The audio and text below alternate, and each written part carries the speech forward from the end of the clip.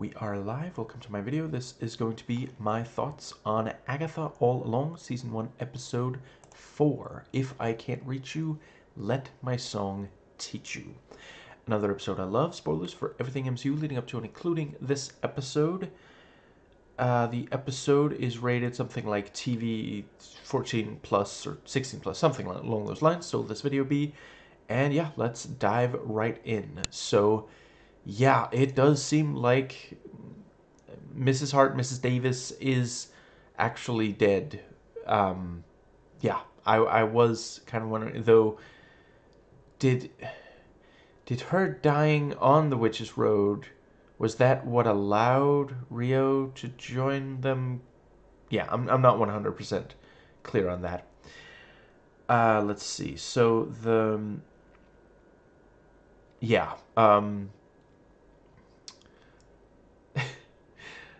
I really like Agatha's like It's just like, okay, so what are you all so upset about? You know, she still really doesn't care that she died, and then they're all like finger pointing, and you know, yeah, some of them making some very good points, and yeah, you know, they're going to summon someone, which, yeah, um, yes, the let's see, we're told about the right, yeah, yeah, once they do summon the we have this very creepy, scary kind of, you know, it's still like, it's basically like pushing PG-13 horror. It's not quite R-rated horror yet, but I'm hoping we'll get there before the show is over. But yeah, the you know, this kind of zombie like, then, you know, turns out to be Rio. But yeah, that was quite effective. It was fairly reminiscent of when Wanda, you know, in Doctor Strange 2, when Wanda climbs through the thing. They also have the, you know, yeah, something similar, bones snapping and this thing. You know, overall, I would probably say it was more effective there, but this was still quite good. And yeah, really glad to see Rio again. I want to say it's Jen who says something like, I don't know if I hate her or want her number, which, like, yeah, a chunk of the audience, perhaps especially the Sapphics, you know, Jen is channeling them right then and there. And let's see, yeah, they end up in another place, and I like the thing of, you know, no, there's no other way to go. You know, they try to do a full 360. Yeah, 180 turns out to be the equivalent of a 360, and I really like that. You know, it seems like this is going to be the episodic structure for at least some more of the show. They're going to walk some down the Witch's Road. There's going to be a building. They're going to walk in, solve a trial, leave, and the episode ends. And, you know, be allowed to leave. So I really appreciate that this one was a very different kind of trial. You know, the first one was basically like ingenuity and an ability to just, yeah, you know, they have to think quick, they have to be creative. You know, there's all this stuff of like, where are we going to get those kinds of ingredients today, you know, in this modern bougie place. Where this one, they pretty quickly figure out what they're supposed to do, and at that point it is basically, you know, it's about focusing despite the fire all around them, and continuing to perform the song. And yeah, I can see why this. They say this was the most popular version of The Witch's Road. Yeah, I buy that. I would. It's rare for me to spend money on music, but I might pay to listen to this as just yeah. And it is clever, this thing of because that is something that used to be. I'm not sure it's still very prevalent, but conservative Americans used to be convinced that rock music, at least some of it, was like hiding satanic messages, So, yeah, here it's like, no, yeah, yeah. The song was made by witches, and we even have the bit with the record spinning backwards, and like this hidden message kind of thing. And I appreciate that it does still sound like we hear it and we can't quite discern what it's supposed to be, and it's revealed, oh, it was a curse, the yeah, whatever was said in whatever language it was.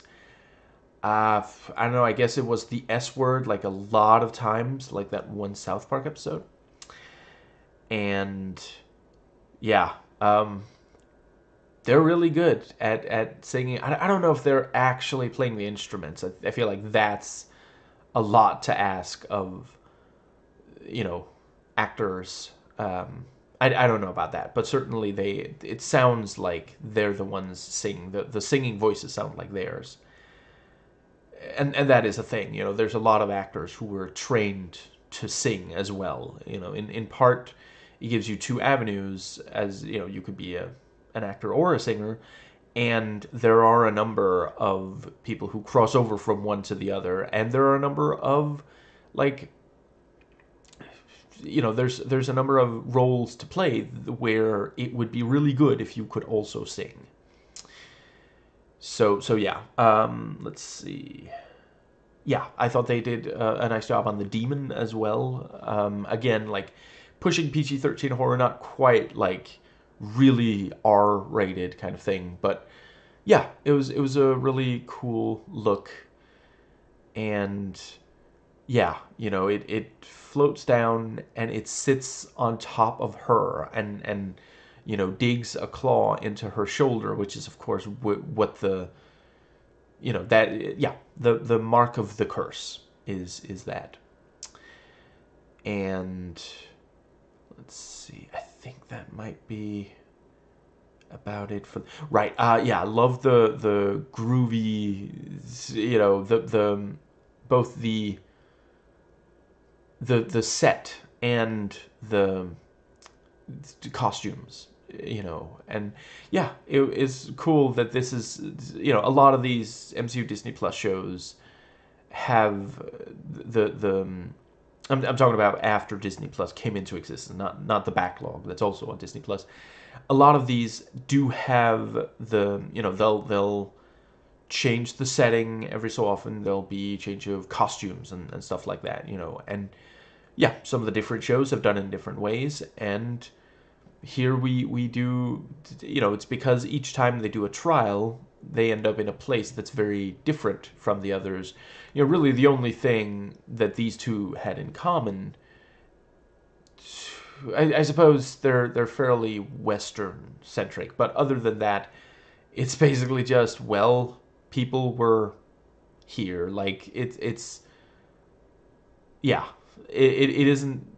Wait, could people live in the second one, or was it more of? Yeah, yeah. I think people. Yeah, it's a living space, but that's about it. I'm not sure they're even for, like this living space. Yeah, it feels like this was from back in the '70s, where the other one feels much like very very current day. Now let's see then we have the right. Yeah. So yeah, they're allowed to leave, and they all realize, the glass in teens, belly, I guess it is, and yeah, the show must go on, I guess. No, it was legitimately like he's really willing to give a lot for this to succeed because yeah, if he had said they might have not been able to focus on the playing.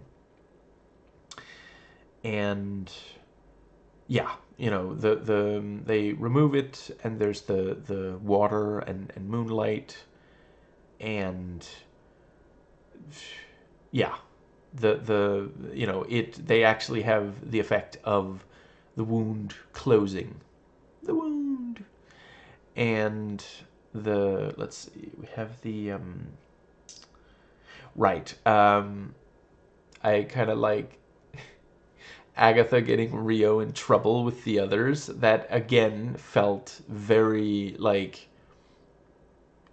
stereotypically mean girl kind of thing, like some of the stuff in earlier episodes.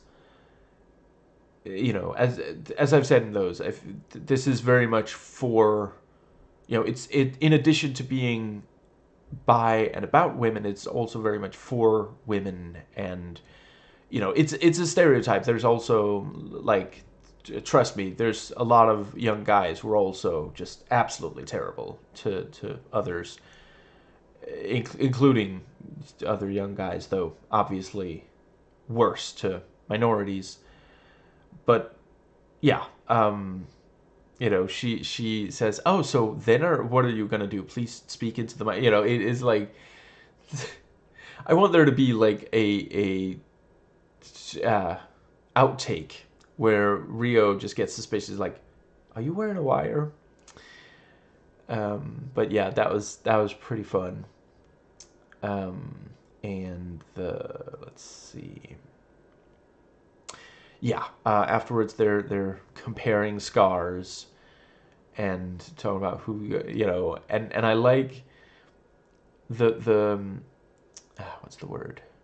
Agatha walking back, and at first she's actually vulnerable. She's you know because yeah, teen is hurt, and then she's like catches herself and tries to strut the rest of the way, and it's this thing of like they saw though they know, and they're not looking to verbally destroy you right now. They don't want him to die either. And yeah, she's I got this from the Daughters of Liberty. Ever heard of them? No. Exactly. That was also fun.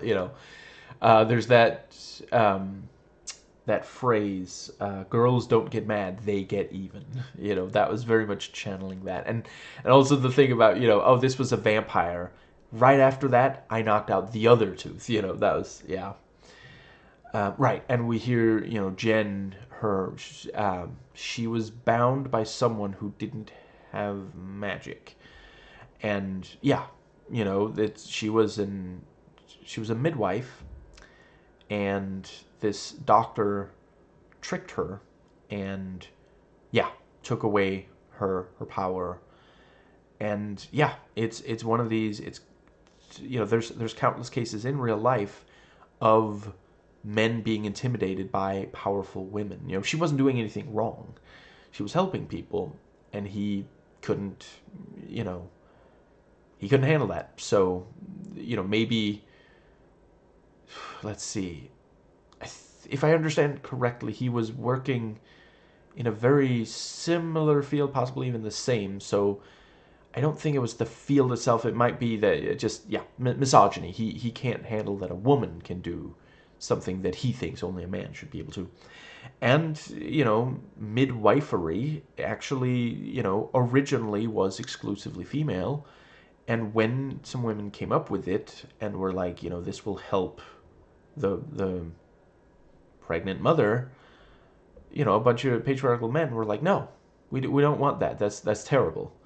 Even though, like, under patriarchy, a woman giving birth is like one of the main things that she's supposed to do. They demand it, but they don't want her to be helped during it. It's just, yeah, bigotry, brain rot. And let's see, yeah, I like teens saying, "Careful, you might say something nice to me," you know. So they are softening Agatha's edges a little bit. I don't know if they're actually gonna have her be like she was a villain in WandaVision. She was a villain at the start of this. She's a villain protagonist. You know, like she's not thinking, oh, you know, now that I have no magic, I must help people. No, she's like, I have no magic. Well, screw that. I'm gonna get my magic back. You know, she brings along Mrs. Davis, even though she knows, you know, this woman is not ready for the, you know, she really doesn't appear to be a witch. Let's see. Then we have the right, yeah. But you know, maybe by the end of this, I'm not sure they're gonna make her an outright hero, but maybe an anti-hero, and she could be like, you know, she could be like a Magneto type in one of the upcoming MCU outings, maybe. You know, like the good guys don't quite know whether they can trust them or not, and maybe they'll work alongside each other out of necessity. That sort of thing. But like the Agatha Harkness of WandaVision was not at all that type of person. You know, it is this thing of like if by the end of this show she's walked the witch's road, and it seems very likely, you know, it reached the end of the witch's road, I guess it's called. Yeah, she'll get her power. Yeah, she'll have the chance to get her power back. Maybe she'll wish for her son back instead. And you know, if she, yeah, that's one big choice. And if she ends up more powerful than she is right now, is she going to use that power for good or for personal gain, as she has been for hundreds of years? You know, it's that thing. You know, is it ever too late to change? Now, let's see. Right, yeah. I like a couple of the, yeah. Just in general, it's really great to have Rio back.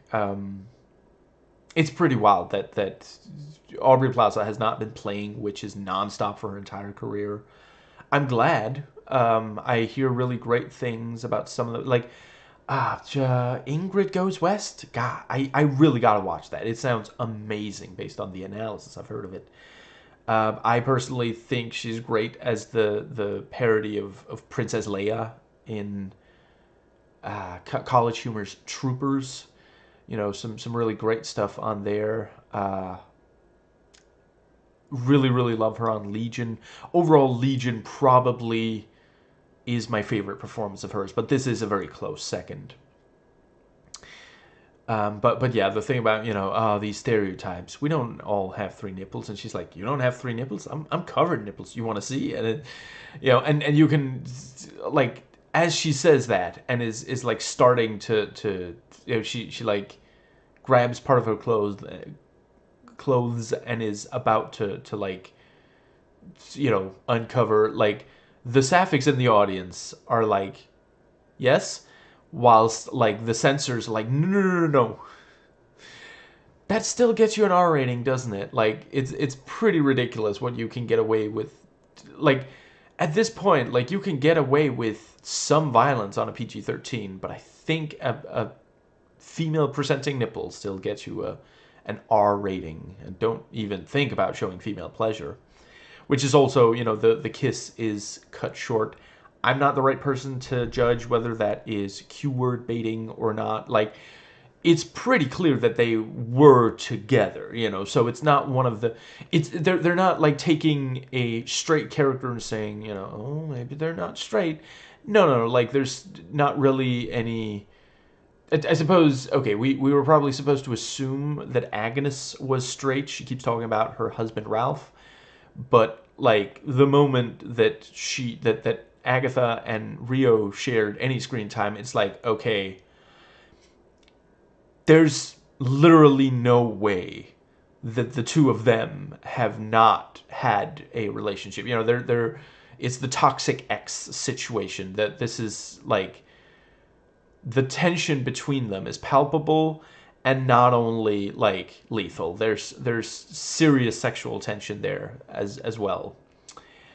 But yeah, you know, I don't, I wonder if they are going to outright kiss by the end. And we did get a little bit of physical affection, which, not used to seeing Agatha like that. I quite appreciate, it is that sort of thing. Like, as evil as we've seen her be, everybody needs physical affection. That's just, it's a very human thing to need.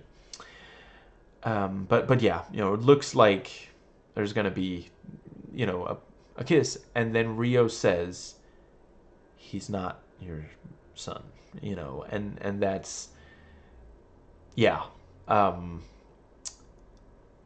which is interesting for several reasons.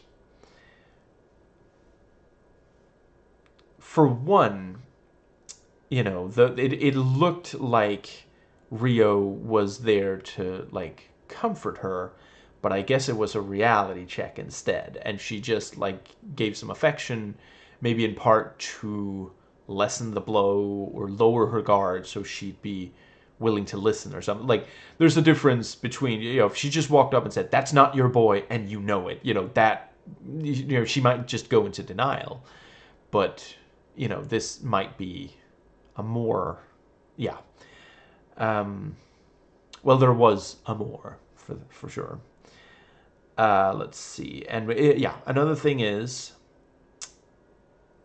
how does she feel so confident about that? I suppose it's possible she's just making something up to hurt Agatha, but she came across as very confident, so I mean, we were told early in this episode, even the witch who placed the sigil can't, doesn't know that they cast the sigil. So, and I like, that's why we don't use that element of magic. Is really annoying. I like that. This is like, we'll use magic for all these other things, include, like, some of these things do actually, are fairly selfish. I'm not saying Wicca is that in real life, but yeah, but no, it's annoying.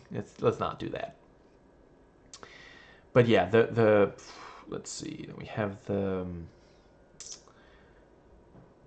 yeah, also the fact that Rio tells Agatha just that, like, I wonder if she's saying he's going to die, and the yeah, I suppose there's some chance that Rio sees it as a positive to tell her, like, don't mourn him so much. He's not yours, but and yeah, just really, really great. So they continue to do a phenomenal job on Rio's, like, literally every scene she's in, she'll say or do something, and the writing, direction, and acting are just on point. Like, just 100% perfect.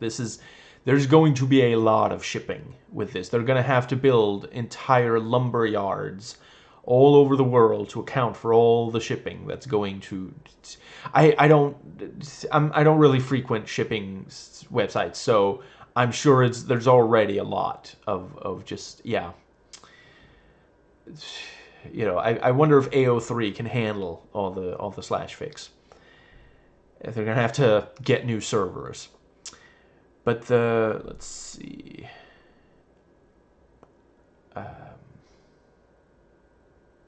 Yes, I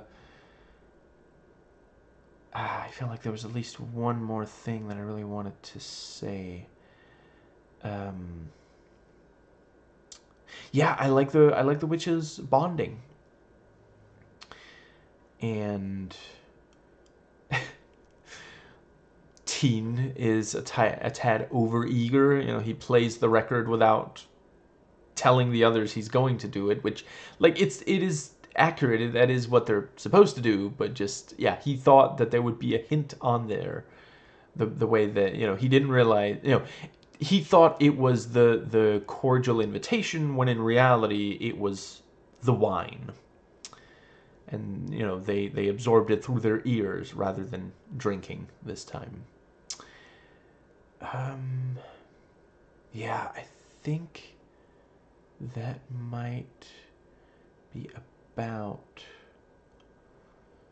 right. Yeah, we have the thing about, is I'm sorry, the names. Yeah, is the writer of the most popular version of The Witch's Road, the ballad. Is she dead or is she on the Witch's Road? And there's um, yeah, that thing about I thought that she was just disturbed, but it seems like it's actually true. And she was cursed and had this birthmark. I have the same birthmark. I told myself it wasn't, that it was just a birthmark, that it wasn't a curse. And yeah, there's, I think it's a nearly universal thing that we take something from our parents, and whether that's birth parents and or adoptive parents, found family. There's absolutely nothing wrong with that. That's 100% valid.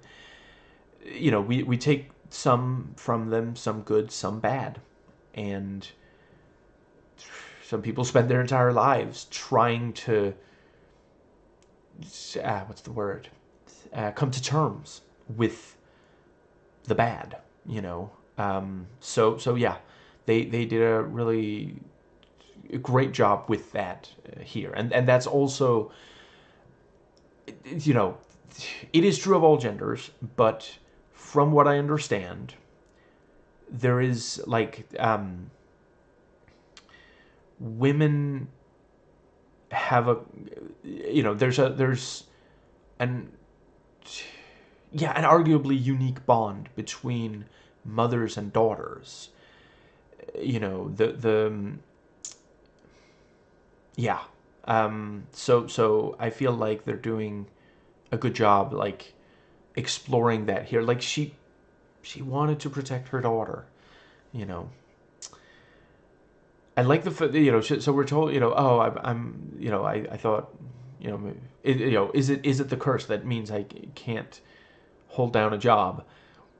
I mean, earlier in this very show, Agatha's the one that cost you a job, so I guess does the curse always take the form of lying witches with great wardrobes, or is that just, yeah, I know. It was just, that was the last straw. It wasn't the first time that the guy who hired her really wanted to fire her.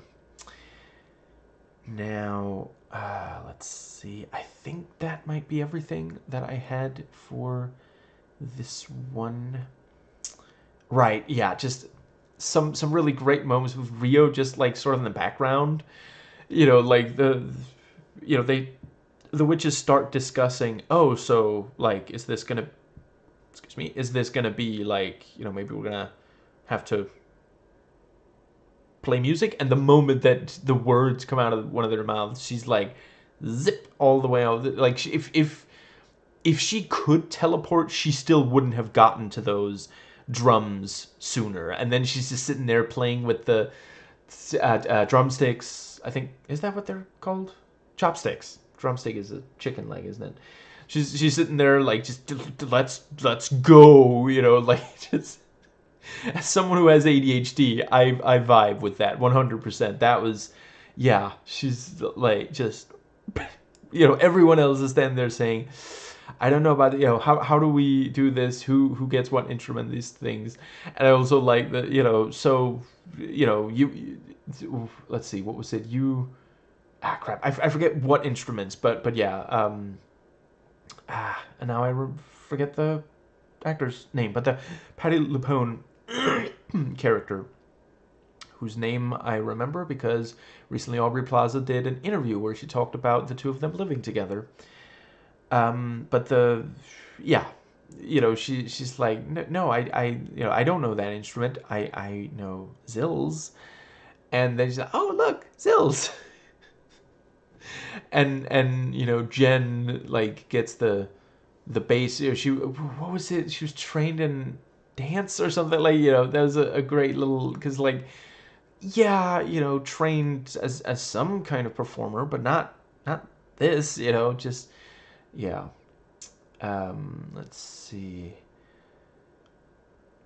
I think that might more or less.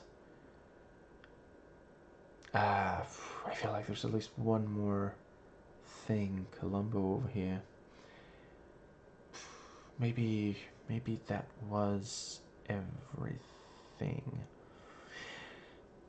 You know, in episode 3, Mrs. Davis died, and then in this one, it's nobody died, but Team got hurt. So it is this thing of like, yeah, it exacts a toll.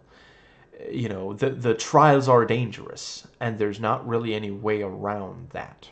Oh, right, I like once the curse starts taking hold, the carve the yeah, carve around and Jen's like, make one for me, please. No, I live in this circle now.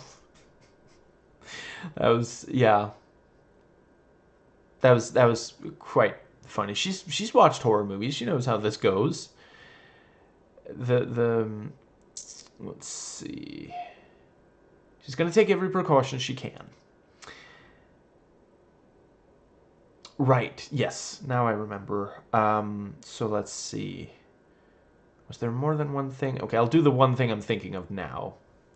They're comparing scars, and Rio says, "I have a scar." And Agatha immediately says, "No, you don't." Which I understand is also something like sometimes women will minimize the pain of other women, including ones they were close to. And there's also some of the toxic X thing going on there. No, don't put this on me. You did this kind of thing. So yeah. Again, a great detail. I really love this. This show's willingness to show women as full people. There's really not been. Yeah, every major female character on this show so far has some, they've done something that they shouldn't. And the okay, I suppose maybe not Miss Davis. That she might be the, okay, yeah, the residents of Westview, other than Agatha. Yeah, I'm not sure they had really made mistakes, but the witches, and they are the focus. Yeah, they've all done something wrong, and some of them are fairly unrepentant. It's more interesting, and I wouldn't rule out that see, I'm blissfully unaware. I've decided, because I'm a Ryan George sketch character, I've decided that I'm going to do what I can to avoid the grifters, the conservative, the people who are just determined to hate these progressive pieces of media. So far, at least, I've avoided seeing what they're saying about it. If it comes up in one of the other, in one of the videos I watched anyway, then, maybe. But I'm not going to seek it out anymore, because life is too short, and there's people who have way more of, like, I don't have it in me anymore. I don't want that kind of negativity in my life. And thankfully there are people out there who are still, who haven't been just completely overwhelmed by it, at least yet, and they're criticizing it. So I don't have to be the one to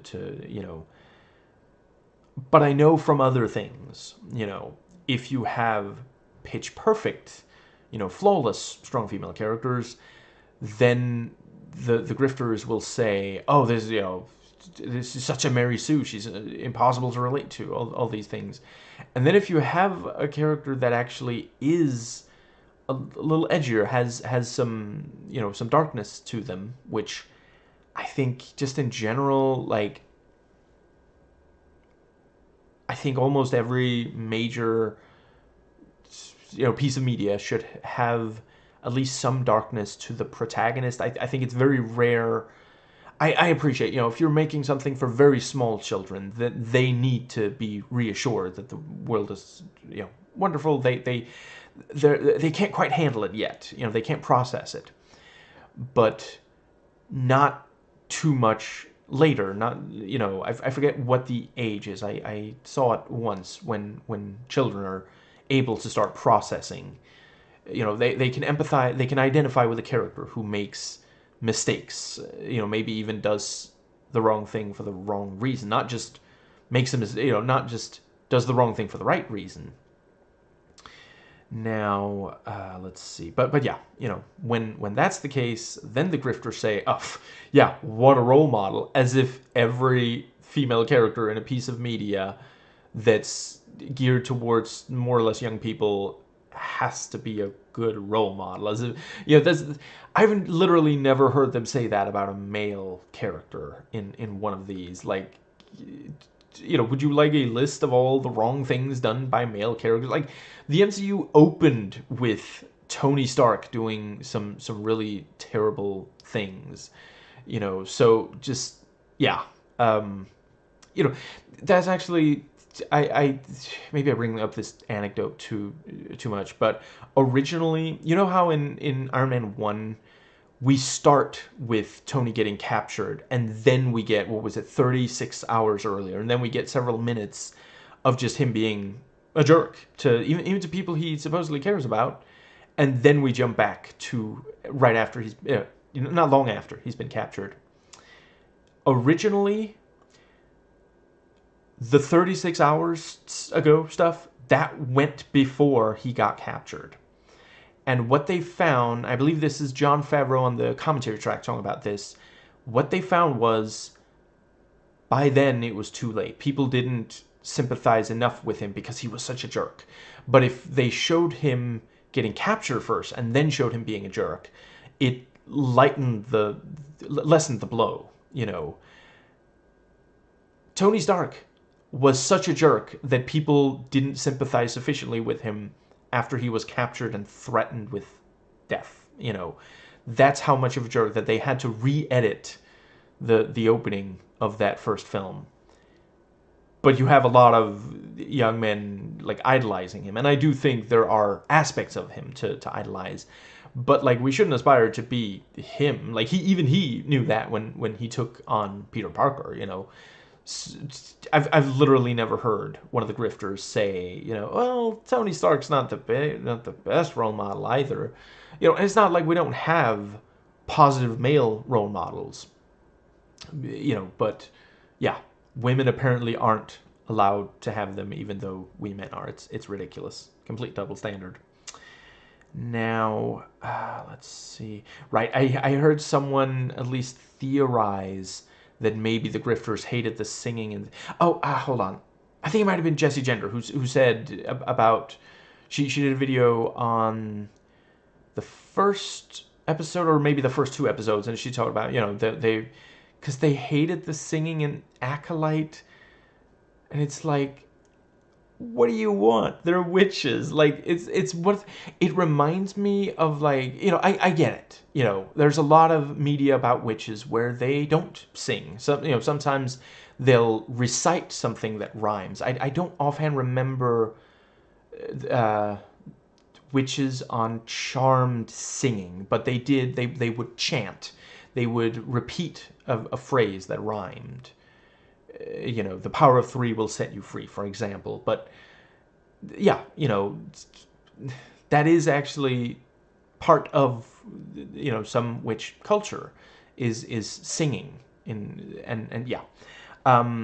It reminds me of, like, the if someone is used to, like, the bad kind of fast food, I say as if I'm gonna pretend like there's a particularly good.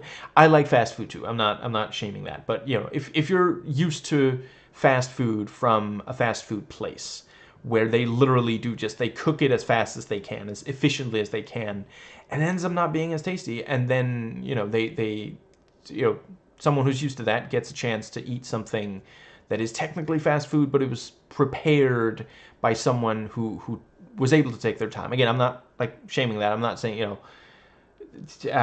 what was his name? Ah, crap. There's like the British young chef, Jamie something maybe, who like shamed, he was like, you can't use this kind of, this kind of fast food is really bad. And, for a while he was praised for it. And then I saw a, YouTuber point out it's actually kind of classist to say, you should be doing it like this. They're making do, they're doing what they can with the money that they have for this and the time. And so, anyway, but yeah, the first time you get some fast food that was prepared more like, yeah, I'm fortunate enough to have had someone who was really, really great cook, cook some stuff that would normally be considered fast food.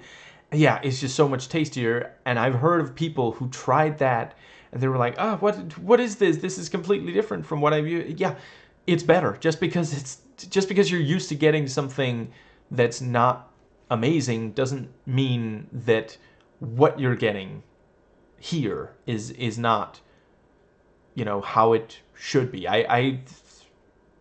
I think it would be great if every piece of which media from now on, if not necessarily every single one like squeeze it in, but if it makes sense, if there's a situation where real witches would be singing, then have them be singing, and yeah, just really, really glad that this has, let's say, yes, I already mentioned that I'm glad this has, women also sometimes doing the wrong thing. It's, the problem with, if someone goes their entire life only seeing themselves and characters who are flawless, then as soon as they make a mistake, and everybody makes mistakes,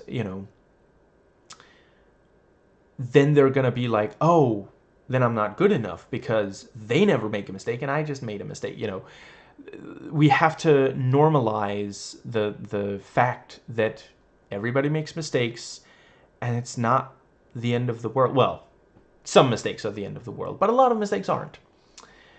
And yeah, I personally think every piece of media where it at all fits, it would be great to have, exploration of someone making a mistake, especially if they're a member of a minority or something, just as long as they don't like make it out to be, all members of this minority are terrible. But yeah, that's another thing. Like if you try to convince a bigot, you shouldn't hate this minority group because they're flawless, then as soon as that bigot sees one of them make at least one mistake, they're going to be like, oh, they lied to me, they said they were flawless.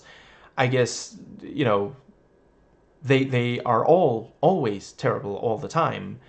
And yeah, the way we fight that is more accurate representation, more like, yeah, that doesn't make them out to be perfect. Nobody's perfect. Yeah, really looking forward to next episode in roughly a week. Yeah.